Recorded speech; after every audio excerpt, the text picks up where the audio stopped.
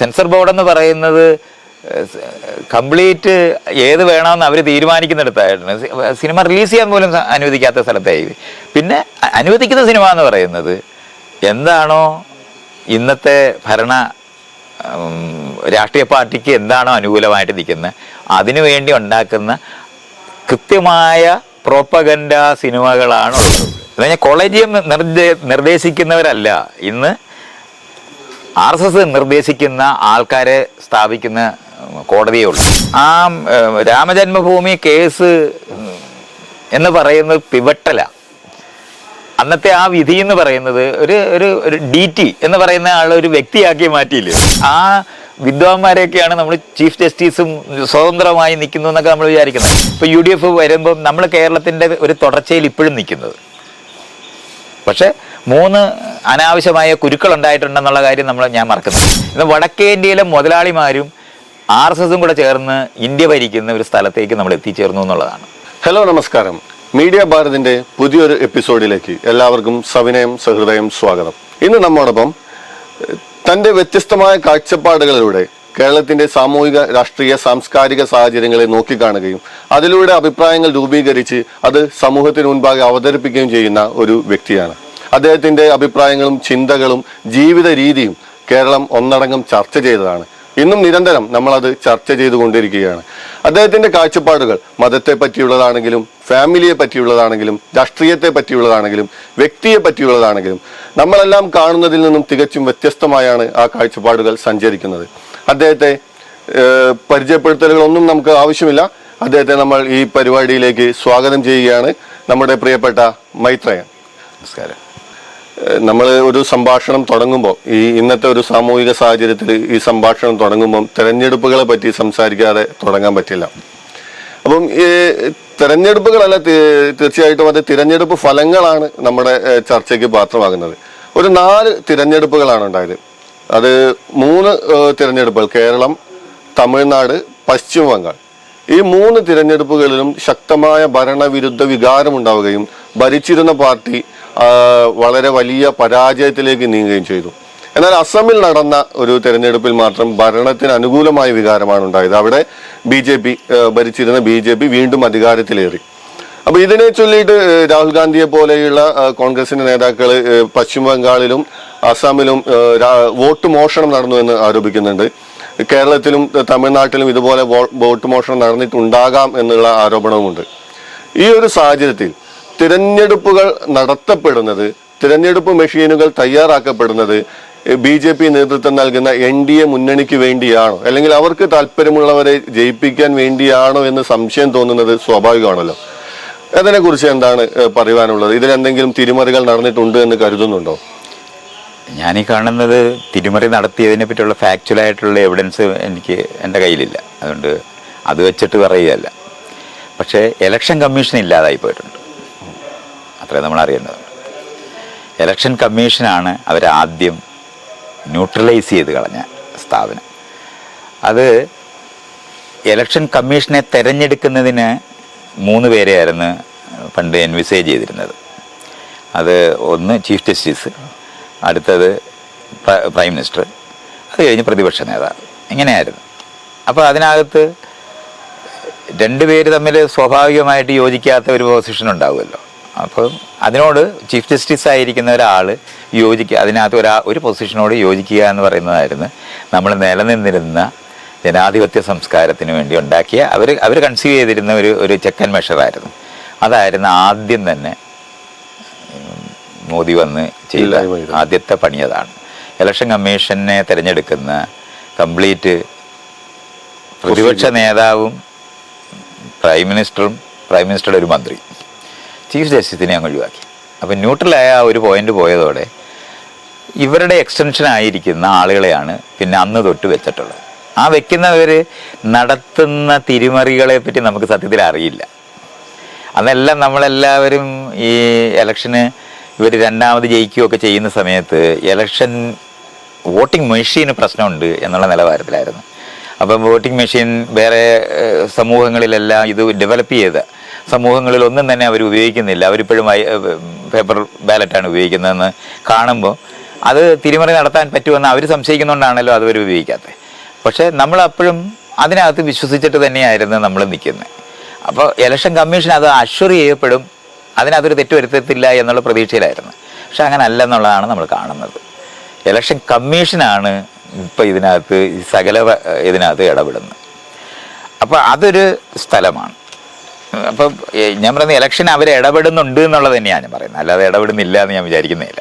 പക്ഷേ election commission ഈ എല്ലാ പാർട്ടികളെയും ഈ വോട്ടിംഗ് മെഷീൻ ചെക്ക് ചെയ്യാനൊക്കെ വിളിച്ചിട്ടുണ്ടായിരുന്നല്ലോ. വോട്ടിംഗ് മെഷീനിലാണ് അത് ഞാൻ പറയുന്നത് വോട്ടിംഗ് മെഷീനിലാണ് പ്രശ്നം ഉണ്ടാക്കുന്നതെന്നുള്ള നമ്മളെ വഴിതെറ്റിച്ച് വിടുന്ന സ്ഥലത്താണ് അവർ നിർത്തുന്നത്. ശരിക്കും പറഞ്ഞാൽ ഈ ആളുകളെ വോട്ട് ചെയ്യാൻ അനുവദിക്കാത്ത സ്ഥലത്തേക്കാണ് അവർ നീങ്ങിയത്. അതാണ് അതിന് മുമ്പ് നടത്തിയിരുന്നതെന്ന് പറഞ്ഞാൽ മാസീവായ ഈ ഇൻ്റർവെൻഷൻ നടത്തിയിരിക്കുന്ന സ്ഥലം എന്ന് പറയുന്നത് ഇവിടുത്തെ മീഡിയ ഉപയോഗിച്ചിട്ടാണ്. ഇന്ന് BJPയോട് ബന്ധപ്പെടാത്ത ഒരൊറ്റ മീഡിയ പോലും, പത്രമായാലോ ടെലിവിഷനായാലോ, ഇനി സോഷ്യൽ മീഡിയയ്ക്കകത്ത് മാത്രമാണ് അല്പം ഒരു വിടവുള്ളത്. സോഷ്യൽ മീഡിയയുടെ ഇത് എനിക്ക് തോന്നുന്നത് ഇപ്പോൾ അവർ അൽഗോറിതം ഉപയോഗിച്ച് ആർട്ടിഫിഷ്യൽ ഇൻ്റലിജൻസിനെ കൊണ്ട് ഈ സംസാരിക്കുന്ന നമ്മൾ രണ്ടുപേരും കൂടെ സംസാരിക്കുന്ന സാധനം പോലും അവർ മോണിറ്റർ ചെയ്യുന്നിടത്തേക്ക് എത്തിയിട്ടുണ്ട്. അതുകൊണ്ട് അടുത്ത ഒരു 2 വർഷത്തിനകത്ത് ഇപ്പം ഞാനിരുന്ന് പറയുന്നത് പറയാൻ പറ്റുമെന്ന് ഞാൻ വിചാരിക്കുന്നില്ല. താരതമ്യേന കിട്ടിയിരുന്ന ഒരു എന്താണ് പരസ്പരം സംവദിക്കാൻ പറ്റുന്ന ഒരു പ്രതലം, അതുപോലെ തന്നെ നമ്മുടെ അഭിപ്രായങ്ങൾ എഴുതാനുള്ള ഒരു ഭിത്തി, ഇതൊന്നും ഇനി ഉണ്ടാകത്തില്ല എന്നുള്ളതാണ്. അതും കൂടെ പോയി കഴിഞ്ഞാൽ ആ നിലവാരത്തിലുള്ള ഡയലോഗിക്കലായിട്ടുള്ള പരസ്പരം സംവദിച്ചിട്ട് നമ്മൾ നടത്തുന്ന ഇടപെടലുകൾ ഒന്നും തന്നെയും സാധിക്കാതെ വരും. സ്വാഭാവികമായിട്ട് അത് കേൾക്കാൻ ആളില്ലാതാക്കുന്നത്, ഞാൻ അൽഗോറിതം ഉപയോഗിച്ചിട്ട് തന്നെ അവർക്കത് മാറ്റാൻ പറ്റും. ഇത്ര വാക്കുകൾ ഇപ്പോൾ 10 തവണ മോദി എന്ന് പറഞ്ഞിട്ടുണ്ടെന്നുണ്ടെങ്കിൽ വേണ്ടാന്നങ്ങ് തീരുമാനിക്കാം അവർക്ക്. അല്ലാതെ സെൻസർ ബോർഡ് അതൊന്നും ചെയ്യണ്ട. അങ്ങനെ ചെയ്യാൻ പറ്റുന്ന സ്ഥലത്തേക്ക് നീങ്ങുന്ന സോഷ്യൽ മീഡിയയും കൂടാണ് ഇനി ഉണ്ടാകാൻ പോകുന്നത്. മറ്റതും രണ്ടും സൈലൻസ് ചെയ്ത് കളഞ്ഞു. എന്ന് പറഞ്ഞാൽ ഇലക്ഷൻ കമ്മീഷൻ പോകുന്ന പോലെ തന്നെയാണ് വിഷ്വൽ പ്രിന്റ് മീഡിയ കംപ്ലീറ്റ്. ഇന്ന് 1-2 ധനവാന്മാരായിരിക്കുന്ന ആൾക്കാരുടെ കയ്യിലാണ് അതിന് മുഴുവനും ഉള്ളത്. അതുകൊണ്ട് നമുക്ക് ഒരു പണ്ടങ്ങനെയല്ല, സ്വാതന്ത്ര്യ സമരവുമായി എന്ന് പറഞ്ഞാൽ ലോകത്ത്, ഇന്ത്യയിലെ മാത്രമല്ല ഞാൻ പറയുന്നത്, ലോകത്ത് നടന്നിട്ടുള്ള സ്വാതന്ത്ര്യ സമരങ്ങളുമായിട്ട് ബന്ധപ്പെട്ടാണ് കമ്മ്യൂണിക്കേഷന് വേണ്ടി ആളുകൾ വ്യക്തിഗതമായി പത്രങ്ങൾ ആരംഭിക്കുന്നതിനകത്തൂടാണ് പ്രിന്റ് മീഡിയകൾ മുഴുവൻ രൂപപ്പെട്ടത്. ഇന്ന് ആ സാധനങ്ങളൊന്നും സാധിക്കത്തേ ഇല്ല. നിങ്ങൾക്കൊരു പേപ്പർ വേണമെന്നുണ്ടെങ്കിൽ പോലും ഗവൺമെൻറ്റിൻ്റെ സാങ്ഷൻ വേണം. പ്രിന്റ് ചെയ്യാനായിട്ടുള്ള പേപ്പർ കിട്ടണമെന്നുണ്ടെങ്കിൽ അതെല്ലാം നിയന്ത്രിതമാണ്. അത് കഴിഞ്ഞ് അതിൻ്റെ ഉടമസ്ഥാവകാശം കംപ്ലീറ്റ് വാങ്ങി മാറിപ്പോവുകയും ചെയ്തു. അത് കഴിഞ്ഞിട്ടാണ് ടെലിവിഷൻ വന്നത്. ആ ടെലിവിഷൻ വരുന്നതിനകത്ത് ഇപ്പം നമുക്ക് നോക്കുകയാണെങ്കിൽ ഒരൊറ്റ കഴിഞ്ഞാൽ ഗവൺമെൻറ്റിൻ്റെ പ്രോഗ്രാമിൻ്റെ പ്രചാരണമാണ് നടക്കുന്നത്. അപ്പോൾ സോഷ്യൽ മീഡിയ മാത്രമല്ല, പ്രിന്റ് മീഡിയയിലും വിഷ്വൽ മീഡിയയിലും നടക്കുന്ന എല്ലാ പ്രവർത്തനവും ഇവരുടെ എക്സ്റ്റൻഷൻ, ഗവൺമെൻറ്റിൻ്റെ എക്സ്റ്റൻഷൻ പോലാണ്. പണ്ട് ഡോക്യുമെൻ്ററികൾ ഉണ്ടാക്കി സിനിമയുടെ തൊട്ട് മുമ്പ് ഗവൺമെൻറ്റിൻ്റെ പ്രവർത്തനങ്ങൾ കാണിച്ചിരുന്ന സ്ഥലത്താണ് കംപ്ലീറ്റ് സാധനം നിൽക്കുന്നത്. അത് കഴിഞ്ഞിട്ട് ലോകത്തിലെ ഏറ്റവും വലിയ വിദ്യാഭ്യാസ സ്ഥലമാണ് സിനിമ എന്ന് പറയുന്നത്. ആ സിനിമ കംപ്ലീറ്റ് ഇന്ന് നമ്മൾ നോക്കിയാൽ മതി. അത് കോൺഗ്രസ് ഭരിച്ചിരിക്കുന്ന സമയത്ത് എങ്ങനെയാണ് രാമായണവും മഹാഭാരതവും വന്നതുപോലെ ഇന്ന് ഒരു സിനിമ ഇല്ലാതെ, ഇപ്പം സന്തോഷം എന്ന് പറഞ്ഞൊരു സിനിമ ഉണ്ടാക്കിയത് ഇന്ത്യയിൽ കാണിക്കാൻ പോലും പറ്റത്തില്ല എന്നുള്ളതാണ്. പണ്ടാണെങ്കിൽ അങ്ങനെയുള്ള സ്പേസസ് ഉണ്ടായിരുന്നു, ആൾക്കാർക്ക് അങ്ങനത്തെ സിനിമ ഉണ്ടാക്കി കാണിക്കാൻ പറ്റുമായിരുന്നു. ഇന്ന് അത് കാണിക്കാനേ പറ്റാത്തടത്തായിരുന്നു. സെൻസർ ബോർഡ് എന്ന് പറയുന്നത് കംപ്ലീറ്റ് ഏത് വേണമെന്ന് അവർ തീരുമാനിക്കുന്നിടത്തായിരുന്നു. സിനിമ റിലീസ് ചെയ്യാൻ പോലും അനുവദിക്കാത്ത സ്ഥലത്തായി. പിന്നെ അനുവദിക്കുന്ന സിനിമ എന്ന് പറയുന്നത് എന്താണോ ഇന്നത്തെ രാഷ്ട്രീയ പാർട്ടിക്ക് എന്താണോ അനുകൂലമായിട്ട് നിൽക്കുന്നത് അതിനു വേണ്ടി ഉണ്ടാക്കുന്ന കൃത്യമായ പ്രോപ്പഗൻഡ സിനിമകളാണുള്ളത് മുഴുവൻ. അതുകൊണ്ടാണ് നമുക്ക് ദുരന്തരം ഉണ്ടാകുന്നത്, കേരള സ്റ്റോറി ഉണ്ടാകുന്നത്. ഇതെല്ലാം നമ്മൾ നോക്കിയാൽ മതി. അപ്പോൾ ആളുകളുടെ മനസ്സ് കംപ്ലീറ്റ് രൂപപ്പെടുത്തുന്ന നിലവാരത്തിലാണ് അതെല്ലാം ഉണ്ടായത്. അതുകൊണ്ട് ആ തരത്തിൽ ആളുകളുടെ മനസ്സ് അവർ കവർന്നു കളഞ്ഞു. അത് രാമായണവും മഹാഭാരതവും ആരംഭിച്ചതിനകത്തു നിന്നാണ് ആ സ്ഥലം മുഴുവൻ ഉണ്ടായത്. ആളുകളെ സംബന്ധിച്ചിടത്തോളം സിനിമ കാണുന്നവരല്ല ശ്രീരാമനെ കാണാനായിട്ട് താലപ്പൊലിയായിട്ടും ഇതൊക്കെ ആയിട്ട് ഇരിക്കുന്ന ടെലിവിഷൻ മുമ്പിൽ ഇരിക്കുന്ന ജനതയെ ഉൽപ്പാദിപ്പിച്ചില്ലേ. പൗരബോധ നിർമ്മാണം നടക്കേണ്ട മെക്കാനിക്സ് സ്ഥലങ്ങളിലാണ് അതെല്ലാം സംഭവിച്ചത്. അപ്പോൾ അത് മുഴുവനും വന്ന് അത്തരത്തിലുള്ള ഒരു വലിയ പ്രതലം ഉണ്ടായി കഴിഞ്ഞിട്ടുണ്ടായിരുന്നു. ആശയപരമായിട്ട് നമ്മൾ വീണ്ടും പശുവിനെ ആരാധിക്കുന്നവരും ക്ഷേത്രങ്ങളിനകത്ത് പോകുന്നത് പറഞ്ഞാൽ ഈ ഭൂമിയിൽ ജീവിക്കുന്നതിനെ പറ്റിയുള്ള ചർച്ചയല്ല. ഇവിടുന്ന് രക്ഷപ്പെടുന്ന യുക്തികളാണല്ലോ പഴയ മതങ്ങൾ മുഴുവൻ നമ്മളെ പഠിപ്പിച്ചിട്ടുള്ളത്. അത് ഈ രാജ്യത്തു നിന്ന് തന്നെ രക്ഷപ്പെടുന്ന യുക്തിക്കകത്തേക്കാണ് നമ്മൾ പിന്നെത്തിയത്. ഇതാണ് സംഭവിച്ചിട്ടുള്ളത്. അപ്പോൾ ആ നിലവാരത്തിൽ പൗരബോധ നിർമ്മാണം എന്ന് പറയുന്നത് തുലവും നടക്കാതെ പോയ ഒരു സ്ഥലമാണ് ഈ മീഡിയ മുഴുവനും വന്ന് ചെയ്തിട്ടുള്ളത്. അതുകൊണ്ട് ഇലക്ഷൻ കമ്മീഷൻ്റെ ഇപ്പം നമ്മളൊരു കംപ്ലൈൻറ്റ് കൊടുത്താൽ അവർ ടേക്കപ്പ് ചെയ്തില്ലെങ്കിൽ അതിനെപ്പറ്റി പറയാനായിട്ടുള്ള ഒരു മീഡിയ നോക്കില്ല. രാഹുൽ ഗാന്ധി പല കാര്യങ്ങളും പറയുന്നത് നമ്മൾ കേൾക്കാറുണ്ട്. പക്ഷെ അതൊന്നും തന്നെയും ഡിസ്കഷന് വന്നിട്ടേ ഇല്ല. ഈ വോട്ട് ചോരി എന്ന് പറഞ്ഞ കൺസെപ്റ്റൊക്കെ പറയുന്ന സമയത്ത് അത് കംപ്ലീറ്റ് ഇവിടുത്തെ മീഡിയ ഡിസ്കസ് ചെയ്യുന്നത് ഇയാൾക്ക് വേറെ പണിയൊന്നും ഇല്ലേ എന്ന് അയാളെ ഡിസ്ക്രെഡിറ്റ് ചെയ്യുന്ന യുക്തിക്കകത്ത് മാത്രമല്ലയോ പോകുന്നത്. ഒരിക്കലും ഇപ്പം ഞാനിത് പറയുന്നത് ഞാൻ പറയുന്ന രണ്ടുപേരല്ലല്ലോ. ഇവര് നിർമ്മലാ സീതാരാമന്റെ ഭർത്താവായിട്ടിരിക്കുന്ന പരകാല പ്രഭാകര പറയുന്ന സാധനങ്ങളില്ലേ, രാത്രി സമയത്താണ് വോട്ട് മുഴുവൻ നടന്നിരിക്കുന്നത്, ശതമാനം വർദ്ധിക്കുന്നതെന്നൊക്കെ പറഞ്ഞ് പണ്ടാണെങ്കിൽ ഇങ്ങനൊരു അലിഗേഷൻ ഉണ്ടായിക്കഴിഞ്ഞാൽ അത് ഡിസ്കസ് ചെയ്ത് ഒരു സ്ഥലത്തെത്തണ്ടേ. അത് നടന്നിട്ടില്ല. അടുത്തത് അവർ ഈ ഇലക്ഷൻ കമ്മീഷൻ ചെയ്തത് ഈ മീഡിയ മുഴുവൻ മേടിച്ചത് മാത്രമല്ല, കോടതി എന്ന് പറയുന്ന സാധനത്തിനകത്ത് അവരുടെ ആൾക്കാർ മാത്രമേ ചീഫ് ജസ്റ്റിസ് ആകുന്നുള്ള കാര്യം നമുക്ക് കാണാം. ഗോഗോയിയൊക്കെ രണ്ടാമത് രാജ്യസഭയിൽ വരുന്നത് എങ്ങനെയാണ് നമുക്ക് ആലോചിക്കാൻ പറ്റുമോ? സ്വന്തം സെക്ഷൽ ഹറാസ്മെന്റിന്റെ കേസ് സ്വയം വാദിച്ച് കുറ്റവിമുക്തനായ ഒരാളെ രാജ്യസഭയിലേക്ക് എടുക്കുക എന്ന് പറയുന്നത് നമുക്ക് ഇമാജിനേഷന് പുറത്തല്ലേ. അതൊക്കെ സുപ്രീം കോടതി ഒന്നും ഇല്ലെന്ന് പറഞ്ഞാൽ കൊളീജിയം നിർദ്ദേശിക്കുന്നവരല്ല ഇന്ന് RSS നിർദ്ദേശിക്കുന്ന ആൾക്കാരെ സ്ഥാപിക്കുന്ന കോടതിയേ ഉള്ളൂ.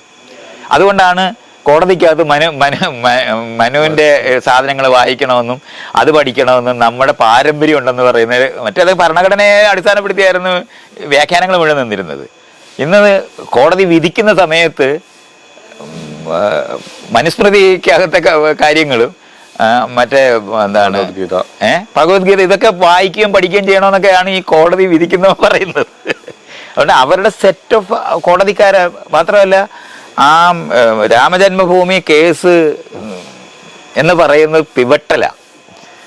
അന്നത്തെ ആ വിധി എന്ന് പറയുന്നത് ഒരു DT എന്ന് പറയുന്ന ആൾ ഒരു വ്യക്തിയാക്കി മാറ്റിയില്ലേ അവർ. നമുക്ക് പറഞ്ഞാൽ ലോകത്ത് നമുക്ക് ചിന്തിക്കാൻ പറ്റാത്ത സാധനങ്ങളാണ്.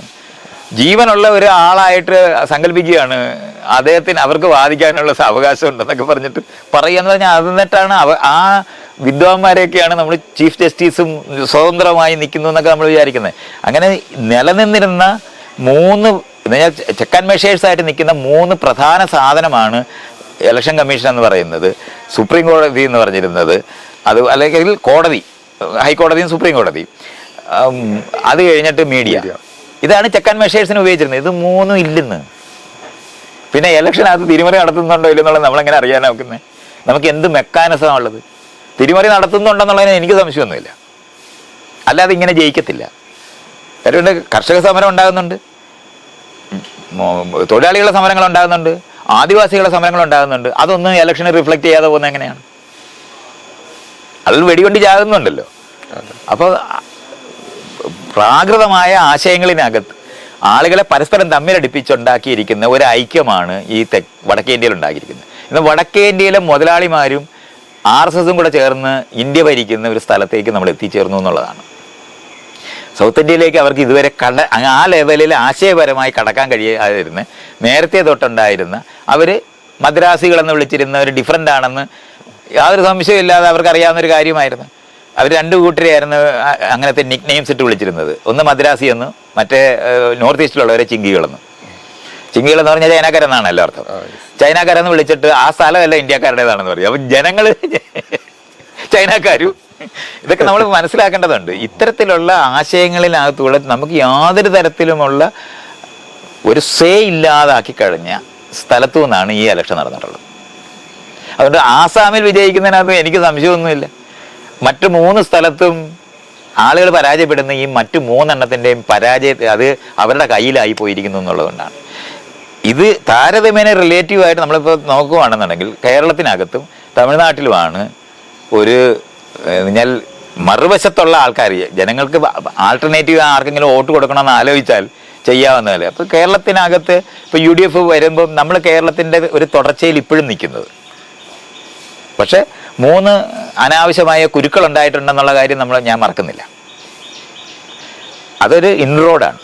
ആ ഇൻറോഡ് ഡെവലപ്പ് ചെയ്യാനാണ് പോകുന്നതെന്നുണ്ടെങ്കിൽ വടക്കേ ഇന്ത്യയിലെ ആൾക്കൂട്ടം ചേർന്ന് ആളുകളെ തല്ലിക്കൊന്നുകൊണ്ടിരിക്കുന്ന എല്ലാ സ്റ്റേറ്റിനകത്ത് ആളുകളെ തല്ലിക്കൊന്നുകൊണ്ടിരിക്കുന്ന ലോകമാണ് ഉണ്ടായിട്ടുള്ളത്. ഇപ്പോൾ ബംഗാളിൽ ഇലക്ഷൻ കഴിഞ്ഞിട്ട് അങ്ങ് കലാപം അഴിച്ചു വിട്ടിരിക്കുകയല്ലേ. അവിടെ കേന്ദ്രസേന എന്ന് പറയുന്നത് നോക്കി നിൽക്കുന്നത് നമുക്ക് കാണുന്നതാണ് നമ്മൾ കാണുന്നത്.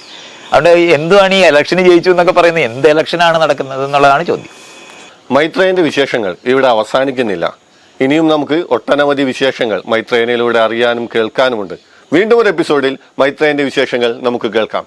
Thank you.